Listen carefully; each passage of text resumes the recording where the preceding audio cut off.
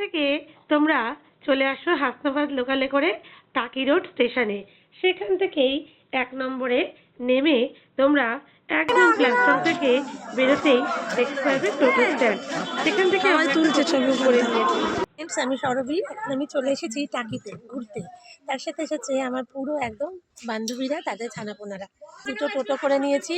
এই যে আমার মৌ বান্ধবী, ওদিকে আছে শর্মিষ্ঠা, এদিকে আছে পিয়ালি, এদিকে আছে দেবলীনা। তোমার নাম কি? দেবস্মিতা। বাবা, দুজনের ম্যাচিং। দেবস্মিতা পারবে সাথী। এইদিকে আছে আমাদের সাথী। তুই ওইটাই চলে যা। আচ্ছা, তোমার নাম বলো। ইমন চক্রবর্তী। তোমার নাম? আয়ুষ্মান ঘোষ। তোমার নাম? উরিয়াম হোসেন। আর এই যে আমাদের সাথী। সাথী একটু হাই করে দাও।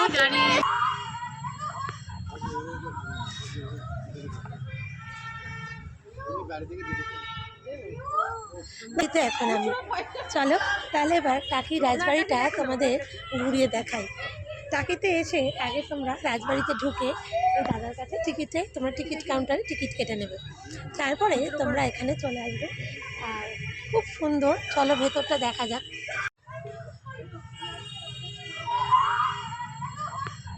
এটা হচ্ছে কুবের রাজবাড়ি, রায়চৌধুরীদের জমিদারি। সেই জমিদারি এই বাড়ি জগবন্ধু রায়চৌধুরীর এই হচ্ছে কি যে মানে মূল প্রপার্টি। এই প্রপার্টি দীর্ঘ 300 বছরের পুরনো দুর্গা পুজো। দুর্গা দালান আছে। একটা সময় অতীতে এখানে মোষগলি হতো। আর স্বাধীনতার পূর্বে বর্তমানে যেটা বাংলাদেশের সাতক্ষীরা, সেটা তো তখন ভারতবর্ষের মধ্যেই ছিল। তখন এই ইছামতির দুই পাশের মানুষ এই জায়গায় আসতো। তারা এখানে প্রতিমা দর্শন করতো এবং মানে পুজোর এই 5 দিন এখানে মানে জাঁকজমকপূর্ণ একটা অনুষ্ঠান হতো। এখনো সেই রীতি মেনেই এখানে পুজো হয় এবং 26 বেয়ারার কাঁধে করে প্রতিমা বিসর্জন হয়। এইবারই প্রতিমা বিসর্জন না হলে আর কোনো টাকির কোনো ঠাকুরের বিসর্জন হয় না। আপনারা ঘুরে আসুন, আমি আচ্ছা, ধন্যবাদ, খুব ধন্যবাদ। টাকির রাজবাড়ির অন্দরমহলে এবার চলো যাওয়া যাক। টাকি নাম শুনলেই মনে পড়ে ইছামতি নদীর কথা। ইছামতি নদী, আর এপারে আমাদের ওয়েস্ট বেঙ্গল, দেখো এখানে কি সুন্দর সুন্দর ফুল ফুটে আছে। আর খুব সুন্দর এখানে কাছ থেকে এই ইছামতি নদীতে তোমরা নৌকা ভ্রমণ করে বাংলাদেশের গ্রাম দেখতে পাবে। আমরাও এই ইছামতি নদীতে নৌকা ভ্রমণ করেছি।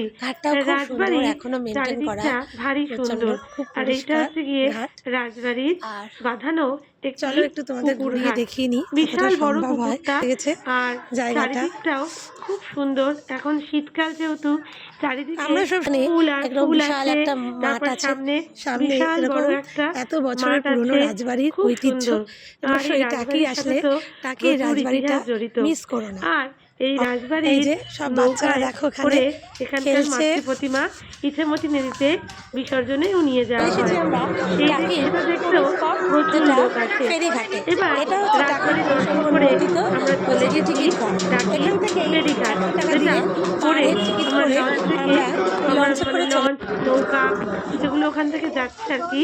তোমাদের এই যে 100 টাকা করে টিকিট নিয়ে তোমাদের সেখান থেকে এই লঞ্চ করে নৌকায় করে তোমাদেরকে ভ্রমণ করা হয়।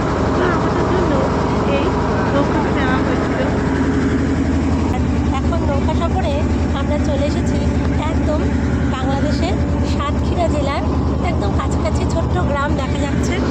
আর এই হচ্ছে সেই পিয়াপাতা জঙ্গল, আর এই হচ্ছে গিয়ে বাংলাদেশের সাতক্ষীরা গ্রাম। এখানকার প্রত্যেকটি নৌকার ফ্ল্যাগের ওপরেই আমাদের ভারতের ইন্ডিয়ার পতাকা লাগানো। আর আমাদের জন্য তো এই নৌকাটা দেওয়া হয়েছে। খুব সুন্দর। যারা যারা টাকিতে ঘুরতে আসনি তারা অবশ্যই একবার আসবে, এসে এই সুন্দর একটা জায়গার সাক্ষী হয়ে থাকবে। কিছুটা সময়ের জন্য তোমাদের খুব ভালো লাগবে। ফ্রেন্ডস, এখন আমরা চলে এসেছি গোলপাতা ফরেস্ট দেখতে। সাথে আছে আমার বান্ধবীরা। দেখো বিশাল লাইন। এখন আমরা চলে এসেছি টিকিট কাউন্টারের সামনে। টিকিট লাগবে না এখানে, এখানে শুধু আধার কার্ড নিয়ে আসতে হবে। আধার কার্ড দিয়ে দেখলে এখানে ঢুকতে দেবে। তো দেখো কিরকম লম্বা লাইন। আমরা অনেকক্ষণ ধরে লম্বা। গোলপাতা জঙ্গলটাকে অনেকে মিনি সুন্দরবনও বলে। আর এই গোলপাতা জঙ্গল যাওয়ার পথে দেখলাম এখানকার স্থানীয় অনেক মানুষই এখানকার খেজুর গুড়, এরম পাটালি গুড় এগুলো বিক্রি করছে। আর এখানে বিক্রি হচ্ছিল পেয়ারা মাখা, নানান রকম চপ, এগুলো বিক্রি হচ্ছিল। সেসব মুখরোচক খাবার খেয়ে আমরা গোলপাতা ফরেস্টে আসলাম। আর সেখান থেকে আমার সোনা বাবা দূরবীন দিয়ে ওপারের বাংলাদেশকে কতটা দেখতে পারলো জানি না, কিন্তু ওই এগুলো হচ্ছে গোলপাতা, বুঝলি? তারপরে এই যে নারকেল গাছের গোলপাতার জঙ্গল, আমি দেখেছি এগুলোর ভিডিও। এই যে পাতাগুলো নারকেল গাছের মতো দেখতে, এই দেখো চারিদিকে এই যে গোলপাতা, এখানে গড়ান তলা দিয়ে দেখো গাছগুলো কিরকম সিঙ্গেল সিঙ্গেল দেখেছো? দেখতে পারবে। নারকেল গাছগুলো যেমন ওপরে দিয়ে পাতা ছাড়ে, ওরা কিন্তু সব নিচেই মানে একটা একটা করে কেমন লাগলো জানিও। চলো সবাইকে টাটা।